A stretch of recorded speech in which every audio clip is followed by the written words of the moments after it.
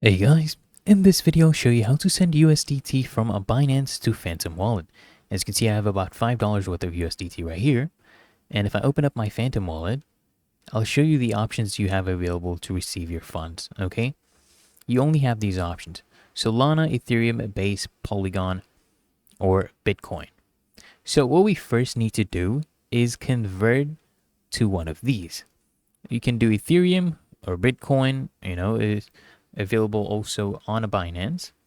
So what you need to do is copy your Ethereum address, right? And what we'll be doing, we will be changing first this USDT into Ethereum.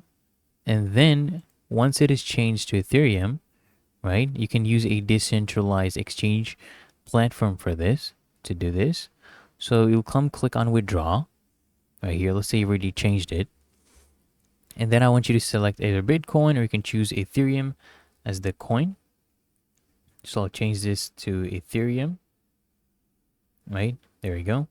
You just enter the address right here and the network, right? ERC20, that's the one for Ethereum. And then you just click on withdraw, and the amount will basically be sent to your wallet in Phantom. You just need to use a decentralized exchange network. Let me show you an example. So this is the one I actually recommend. It's called the Trust Wallet. I'm sure you've probably heard of it.